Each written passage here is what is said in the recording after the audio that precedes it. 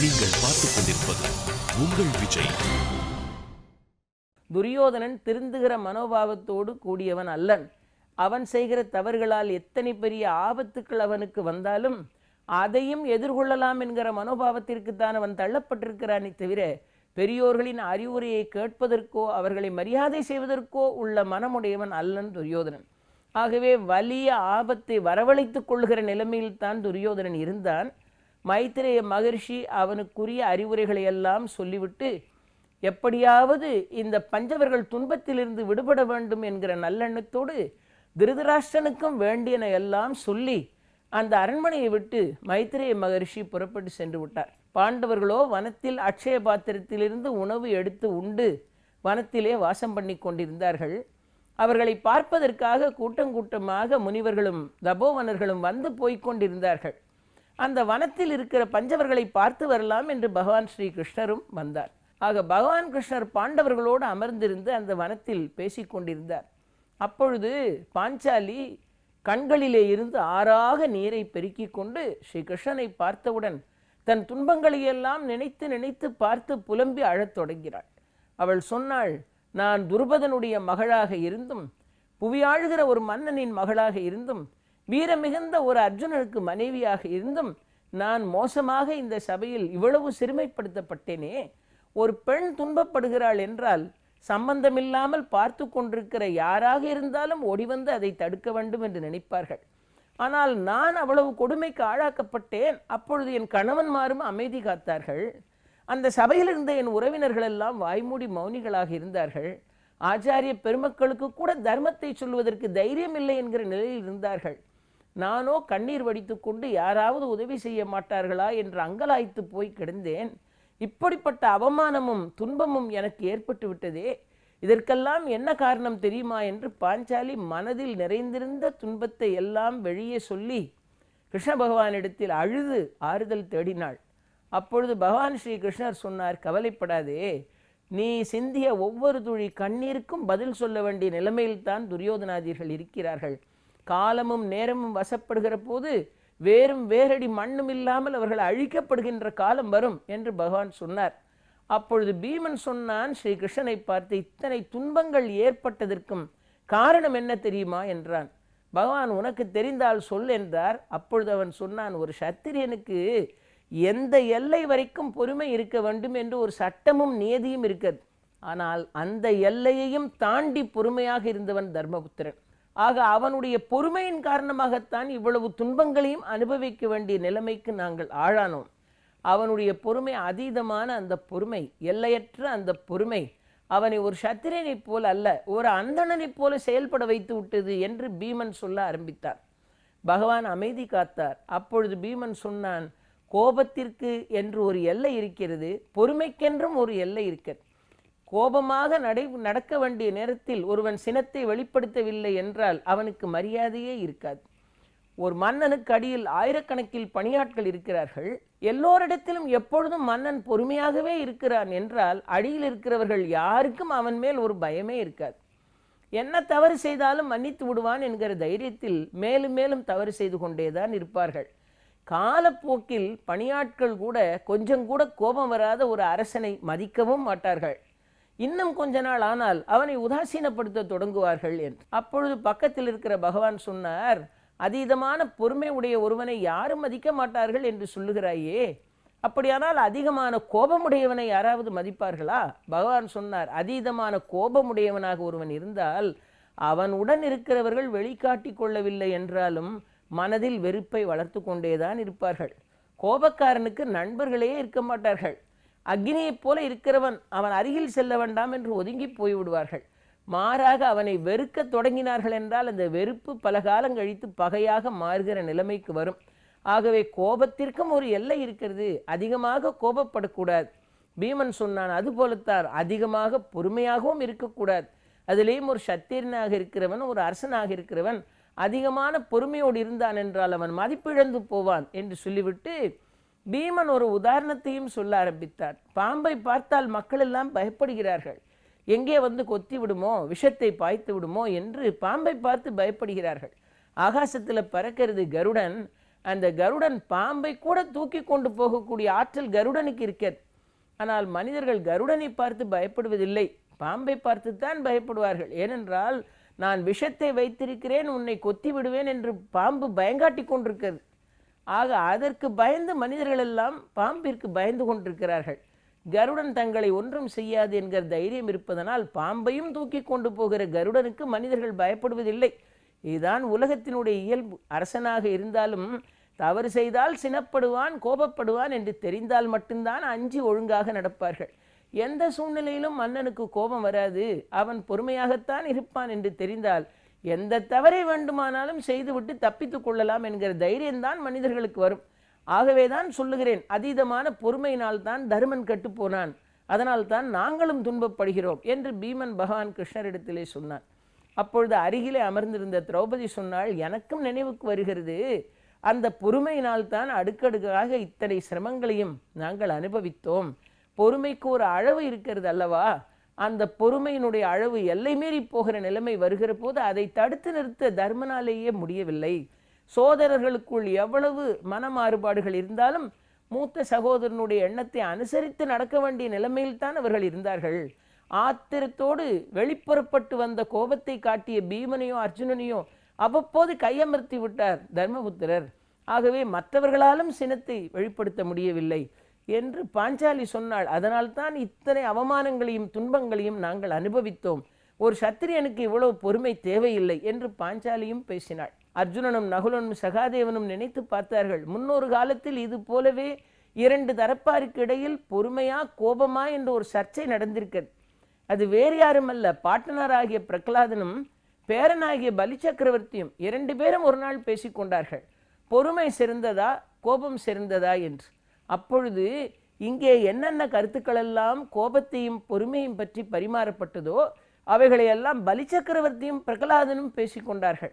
கோபம் ஒரு அளவோடு இருந்தால் மட்டும்தான், ஒரு அரசன் சற்று கோபமுடையவனாக இருந்தால் மட்டும்தான் அவனுக்கு மரியாதை இருக்கும், இல்லை என்றால் அவன் மதிப்பிழந்து போவான். பொறுமை என்பது ஒரு எல்லைதான், அதையும் தாண்டியதாக பொறுமை இருந்தால் ஒரு மன்னனை மிகவும் சாதாரணமானவன் என்று அவனுக்கு அடியில் இருக்கிற சேனாபதிகள் கூட உரிய மதிப்பை அளிக்காமல் விட்டுவிடுவார்கள் என்று பலி சக்கரவர்த்தியும் பிரகலாதனும் ஏற்கனவே பாட்டனும் பேரனுமாக ஒரு காலத்தில் சம்வாதம் பண்ணி கொண்டார்கள்.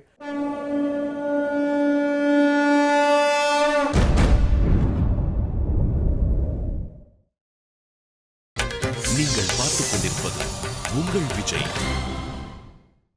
அந்த கருத்துக்கள் தான் இப்பொழுது பரிமாறப்படுகிறது. பாஞ்சாலியும் பீமனுமாக மாறி மாறி அதைத்தான் பேசிக்கொண்டிருக்கிறார்கள் என்று. ஆக பொறுமையா கோபமா என்று ஒரு விவாதமே நடந்தது. ஆனாலும் தர்மபுத்திரன் அமைதியாக இருந்தார். யார் என்ன சொன்னாலும், சினப்பட வேண்டும் என்று சொன்னாலும், கோபப்படுவது சத்திரியனுக்கு அழகு என்று சொன்னாலும், கையில் வாழையும் வேலையும் ஏந்தி போர்க்களத்தில் போர் செய்கிற நிலைமையில் இருக்கிறவர்கள் சினப்படாமல் இருக்க முடியுமா என்று எத்தனை கேள்விகளை கேட்டாலும் தன்னளவில் ஒரு தனி மனித தர்மம் என்று அசையாமல் தான் நம்பிக்கை வைத்திருக்கிற பொறுமையின் மேல் இருக்கிற அந்த பிடிப்பையும் பற்றையும் விடுவதற்கு தர்மபுத்திரன் தயாராகவே இல்லை. இதன் மூலமாக எத்தனை துன்பங்கள் வந்து சேர்ந்தாலும் நான் பொறுமையாகத்தான் இருப்பேன்.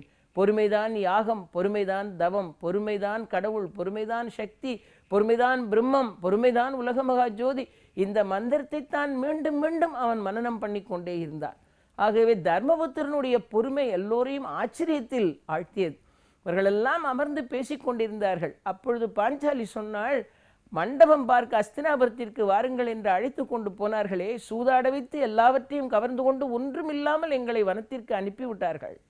கிருஷ்ணா, நீ மட்டும் இருந்தால் இந்த துன்பங்களை நாங்கள் அனுபவித்திருக்க மாட்டோம். நாங்கள் அஸ்தினாபுரத்திற்கு சென்றிருக்கும் போது நீ எங்கே போயிருந்தாய் என்று பாஞ்சாலி கேட்டாள். அப்பொழுது பகவான் சொன்னார், நான் அப்பொழுது சால்வ தேசத்திற்கு சென்றிருந்தேன், அந்த மன்னனோடு போர் செய்வதற்காக நான் புறப்பட்டு போயிருந்தேன் என்று பகவான் சால்வனை வென்ற வரலாற்றை சொன்னார். அப்பொழுது தர்மபுத்திரன் கேட்டான், நீ மட்டும் இருந்திருந்தால் இவ்வளவு பெரிய தோல்வியை நாங்கள் சந்தித்திருக்க மாட்டோம் என்று.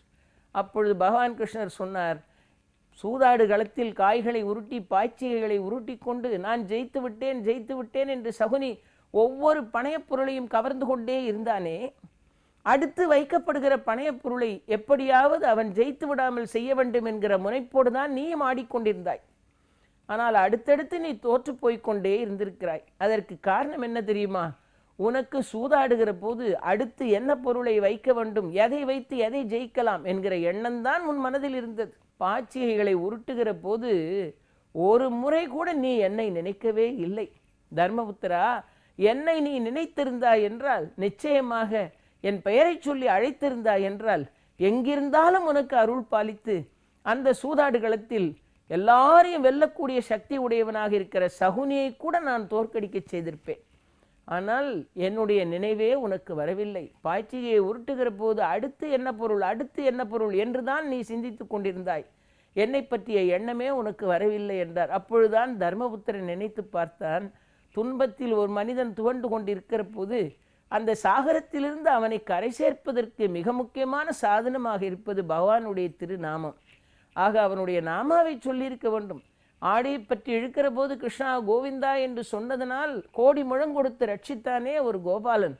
ஆக ஆடுகிற போது களத்தில் தனக்கு வெற்றி கிடைக்க வேண்டும் என்று பகவன் நாமாவை சொல்லிக்கொண்டு பாய்ச்சியை உருட்ட வேண்டும் என்று நமக்கு நினைவே வரவில்லையே என்று நினைத்தான் தர்மபுத்திரன்.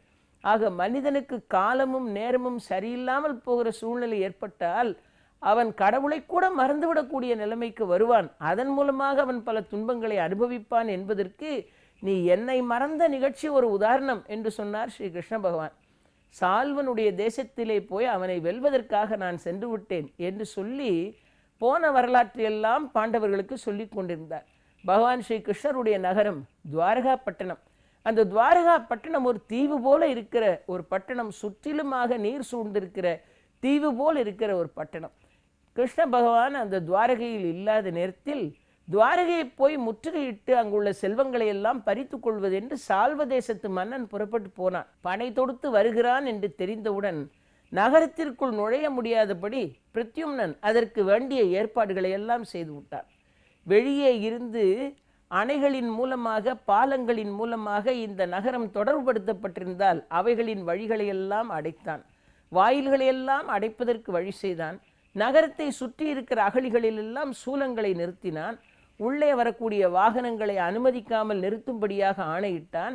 இப்படி யாரும் அந்நியர்கள் உள்ளே வந்துவிட முடியாத அளவுக்கு அந்த நகரம் அவ்வளவு பாதுகாப்பாக வைக்கப்பட்டது. அவைகளையும் மீறி சால்வன் படையோடு வந்து போர் தொடுத்து வந்தான். ஸ்ரீ கிருஷ்ணன் இல்லாத நேரம் பார்த்து துவாரகையை வந்து முற்றுகையிட்டான். அப்பொழுது பிரத்யும்னனின் சேனையினால் அடித்து விரட்டப்பட்டு சால்வன் படையோடு அங்கிருந்து அகற்றப்பட்டான். வேறு வழி இல்லாமல் தலைதறிக்க ஓடினான் சால்வன். துவாரகைக்கு வந்த ஸ்ரீ கிருஷ்ண பகவான் நடந்தது என்ன என்று தெரிந்து கொண்டு சால்வனை துரத்தி கொண்டு அவன் சென்ற வழி வரைக்கும் போய் அவனை தன்னுடைய சக்கராயுதத்தினால் வதம் பண்ணினார்.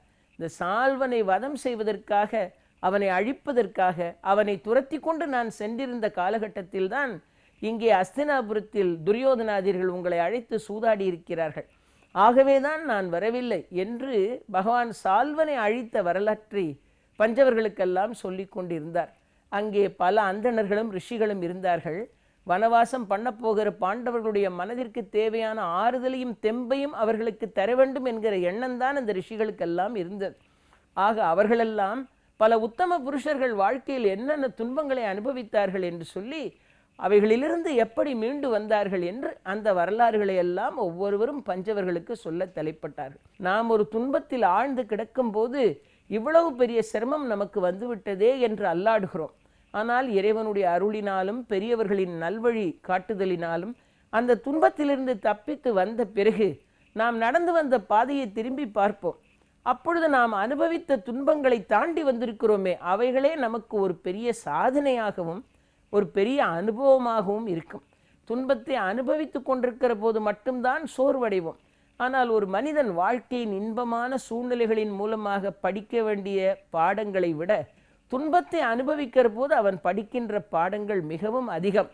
எதிர்கால வாழ்க்கையை எப்படி அமைத்து கொள்ள வேண்டும் என்று ஒரு மனிதனை நெறிப்படுத்துவதற்கு அவன் அனுபவிக்கிற பல துன்பங்கள் கூட காரணமாக அமைந்து விடுகிறது. ஆக துன்பத்தை அனுபவிக்கிற போது கூட மனிதன் பொறுமையை படித்து கொள்ளுகிறான், சகிப்புத்தன்மையை உணர்ந்து கொள்ளுகிறான், சூழ்நிலைகளை புரிந்து கொள்ளுகிறான், மனிதர்களை பற்றி புரிந்து கொள்ளுகிறான், தனக்கு யார் யார் உதவி செய்வார்கள், யார் யார் நண்பர்கள், யார் யார் பகைவர்கள், இதையெல்லாம் ஒரு மனிதன் துன்பத்தை அனுபவிக்கிற போதுதான் புரிந்து கொள்ளுகிறான். சான்றோர்கள் எல்லாம் கூட துன்பப்பட்டிருக்கிறார்கள், நல்லவர்கள் எல்லாம் கூட துன்பப்பட்டிருக்கிறார்கள். ஆக அப்படி துன்பத்திலிருந்து அவர்கள் எப்படியெல்லாம் தப்பித்து வந்தார்கள் என்று இந்த ரிஷிகளெல்லாம் வனவாசம் பண்ண வந்திருக்கிற பாண்டவர்களுக்கு பல வரலாறுகளை சொன்னார்கள்.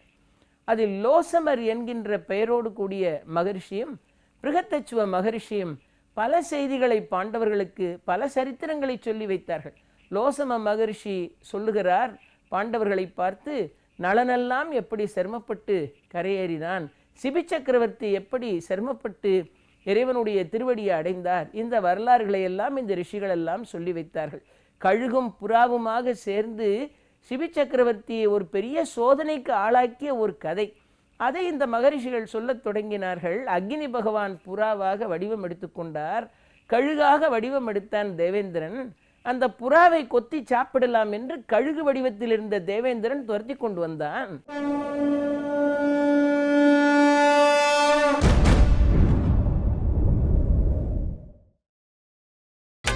நீங்கள் பார்த்துக் கொண்டிருப்பது உங்கள் விஜய். அந்த பறவைக்கு வேறு வழி தெரியவில்லை, கழுகு வாயைத் திறந்து தன்னை உண்டு விடுமே என்று அந்த புறா ஓடி வந்து சிபி சக்கரவர்த்தியினுடைய மடியில் அமர்ந்தது. தேவேந்திரனாக இருந்த கழுகு சொன்னது, எனக்கு மாமிசமாக போகிற ஒருவனுக்கு நீ அடைக்கலம் கொடுத்தால் என் பசி எப்படி தீரும் என்று. இன்னொரு பிராணியினுடைய உயிரை கொன்றா உன் பசியை தீர்த்து கொள்வது என்று கேட்கிறார் சிபி சக்கரவர்த்தி. நான் இந்த பிராணியை உண்டு புசிப்பதுதான் எங்களுடைய நியதி. ஆக இந்த மாமிசம் கிடைக்கவில்லை என்றால் நான் பசியோடல்லவா இருக்க வேண்டும், என் பசிக்கு என்ன பதில் சொல்லுகிறாய்?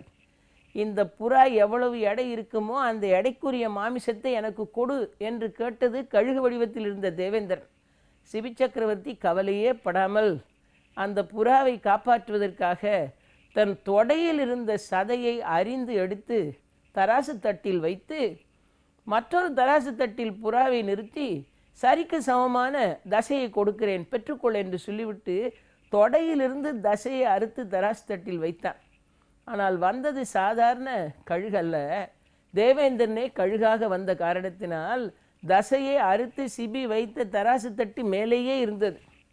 ஆனால் புறா நின்று கொண்டிருந்த தராசு தட்டு மட்டும் கீழ்நோக்கி இறங்கி கொண்டிருந்தது. எவ்வளவுதான் தசைகளை அறிந்து வைத்தும் தராசு தட்டு சமநிலைக்கு வரவே இல்லை. வேறு வழி இல்லாமல் சிபி சக்கரவர்த்தி தானே ஒரு தராசு தட்டில் ஏறி நின்றார். அதற்கு பிறகுதான் அந்த கழுகு வந்தது சாதாரண கழுகல்ல, தேவேந்திரன் என்பதை தேவேந்திரன் காட்டினான். சிபி சக்கரவர்த்தியின் பெருமையை உலகமெல்லாம் புகழ்ந்தது. ஒரு பறவைக்காக தன்னுடைய தசையே அறிந்து கொடுக்கிற மனோபாவமுடையவனாக ஒரு மன்னன் இருந்தார். ஆக துன்பங்களும் சிரமங்களும் சோதனைகளும் வருகிற போது கூட தங்கள் தர்மத்தை விட்டு கொடுக்காதவர்களாக இருந்த மன்னர்கள் அவர்கள் வாழ்நாள் முடிந்த பிறகும் உலகத்தில் வாழுகிற நல்லவர்களால் புகழப்பட்டு கொண்டேதான் இருக்கிறார்கள். அதுபோலத்தான் நளனை போன்ற மன்னர்கள், நளனும் சூதாடித்தான் ராஜ்யத்தை இழந்தான், வஞ்சனையினால் அவனையும் சூதாட்டத்திற்கு ஆட்படுத்தி அவன் தேசத்தை பறித்து கொண்டு அவன் புத்திரர்களும் அவனுடைய மனைவியும் துன்பப்படும்படியாக எத்தனையோ அடுக்கடுக்கான சோதனைகள். மனைவியை பிரிந்தான், குழந்தையை பிரிந்தான், சாதாரண ஒரு தேரோட்டியாக மன்னனிடத்தில் போய் நாடாளுகிற மன்னன் ஒரு பணியாளாக ஒரு வேலைக்காரனாக போய் நின்றான். இத்தனை சிரமங்களையும் அனுபவிக்கிற போதும் இவைகளெல்லாம் தீரும் என்கிற ஒரு நம்பிக்கையோடு, கலிபுருஷனால் தனக்கு ஏற்பட்டிருக்கிற கஷ்டங்கள் விலகும் என்கிற ஒரு நம்பிக்கையோடு தர்மநிலை பிறளாமல் வாழ்ந்த மன்னன் தான் நளன். ஆக இழந்ததையெல்லாம் மீண்டும் பெற்றான். சிபி சக்கரவர்த்தியின் பெருமையும் தேவேந்திரனால் உணரப்பட்டது. இப்படிப்பட்ட மன்னர்கள் அடுக்கடுக்காக துன்பங்களை அனுபவித்த போதும் தங்கள் தர்மநெறி தவறாமல் வாழ்ந்து வென்று கொடி நாட்டினார்கள். இந்த உலகத்தில் அதர்மிகள் சிறப்பாக செல்வத்தோடும் புகழோடும் வாழுகிற போது அதை பார்க்கிற சாமானிய மனிதர்கள் எப்பொழுதும் ஒரு கேள்வியை கேட்டுக்கொண்டேதான் இருப்பார்கள். அவன் அதர்மந்தானே செய்கிறான், அவன் தர்ம வழியில் நிற்கவில்லையே. 4 பேருக்கு நல்லது செய்யாதவன், நல்லது நினைக்காதவன், தீய வழியில் நடக்கிறவன், துன்மார்க்கன், கொடுமையானவன், இவன் எப்படி சௌகரியமாக இருக்கிறான், தர்மிஷ்டர்கள் சிரமப்படுகிறார்களே என்று கேட்டுக்கொண்டே இருப்பார்கள். துன்மார்க்கர்களும் கேடு செய்கிறவர்களும் கெடுமதியாளர்களும் நன்றாக இருப்பது என்பது தற்காலிகமான ஒன்றுதான். எவ்வளவுதான் தர்மிஷ்டர்களாக ஒருவர் இருந்தாலும் அந்த தர்மமானது தர்மிஷ்டர்கள் சிரமப்படுகிற போதும் அந்த சிரமத்தில் வீழ்ந்து அவர்கள் மாய்ந்து விடாமல் அவர்களை தூக்கி நிறுத்தி காத்து அவர்களது நேர்மையான தர்ம நெறிக்கு உண்டான ஒரு பலாபலனை அவர்களுக்கு கொடுத்து மாநிலம் அவர்களுடைய பெருமையை காலமெல்லாம் சொல்லி கொண்டிருக்கும்படியாக அவர்களது துன்பத்தை தீர்த்து அவர்களை நல்வழிப்படுத்தி உயர்த்துகிற நிலையை தர்மம் செய்து கொண்டுதான் இருக்கிறது. ஆக அதர்மிகளுக்கு கிடைக்கின்ற லாபமும் மகிழ்ச்சியும் தற்காலிகமானது, நிரந்தரமானது அல்ல. ஆனால் தர்மம் தன்னையே வாழ வைத்து கொண்டு, தன்னை நம்பி இருக்கிற தர்மிஷ்டர்களையும் தர்மம் வாழ வைத்து கொண்டுதான் இருக்கும். வாழ்வு என்பதும் வீழ்ச்சி என்பதும் ஒரு மனிதன் அனுபவிக்கிற சாதாரண லோகாயுதமான இன்பங்களிலும் பொருளிலும் இல்லை. ஒருவன் அதர்மியாக இருக்கிற போது அவன் எவ்வளவுதான் செல்வத்தை சேர்த்திருந்தாலும், அவன் எவ்வளவுதான் அதிகாரத்தில் வாழ்ந்து கொண்டிருந்தாலும், உலகத்தில் வாழக்கூடிய மக்களின் பொதுஜன அபிப்பிராயம் இவன் ஒரு அதர்மி, இவன் ஒரு கொடுங்கோலன், இவன் ஒரு கெடுமதியாளன் என்றுதான் இருக்கும். அந்த அவமரியாதையும் அவப்பெயருமே மரணத்தை விட மிகவும் கொடுமையானது. ஆகவே வாழ்வது என்பது பொருளோடும் செல்வத்தோடும் வாழ்வது மட்டும்தான் வாழ்வு என்பதல்ல. சான்றோர்களும் பெரியோர்களும் உத்தமர்களும் நல்லவர்களும் இவன் சிறந்தவன் நல்லவன் என்று புகழும்படியாக வாழுகிற ஒரு வாழ்க்கை. நளனை போன்றவர்கள் எவ்வளவோ சிரமத்தை அனுபவித்த போதும் தர்மம் தவறாத நெறியில் நின்ற காரணத்தினால் அவனெல்லாம் தன்னுடைய வாழ்க்கையின் துன்பத்தை எல்லாம் தாண்டி வந்து ஒரு மேலான நிலையை அடைந்தான். நளன் கலிபுருஷனுடைய கையிலே இருந்து தப்பித்து கொள்ளுகிற ஒரு நிலைமைக்கு வந்தான் என்று இவர்கள் வரலாற்றையெல்லாம் எடுத்து சொல்லி, இந்த சரித்திரங்களையெல்லாம் கேள், இவர்களெல்லாம் பட்ட துன்பத்தை எல்லாம் பற்றி தெரிந்து கொள், இந்த துன்பமெல்லாம் நிரந்தரமானதல்ல, இந்த துன்பங்களெல்லாம் விலகுகிற ஒரு நல்ல நேரம் வரும், தர்மம் நிச்சயமாக தன்னை வாழ வைத்து கொள்ளும் என்று பாண்டவர்களுக்கு தைரியம் சொல்லுவதற்காக இப்படிப்பட்ட வரலாறுகளை எல்லாம் சிபி சக்கரவர்த்தியின் சரித்திரத்தை, நளனுடைய சரித்திரத்தை, உலகத்தில் தர்மநெறி சார்ந்து வாழ்ந்த மன்னர்களின் வரலாற்றை எல்லாம் பாண்டவர்களுக்கு வரிசையாக எடுத்து சொல்லி அவர்களை மனதை தேற்றி அவர்களை ஒருநிலைப்படுத்துகின்ற அந்த சிறந்த பணியை அந்த வனத்திற்கு அவர்களை பார்க்க வந்த சாதுக்களும் ரிஷிகளும் செய்தார்கள். பாண்டவர்கள் அந்த வரலாறுகளை எல்லாம் கேட்கிற போது ஆறுதல் அடைந்தார்கள்.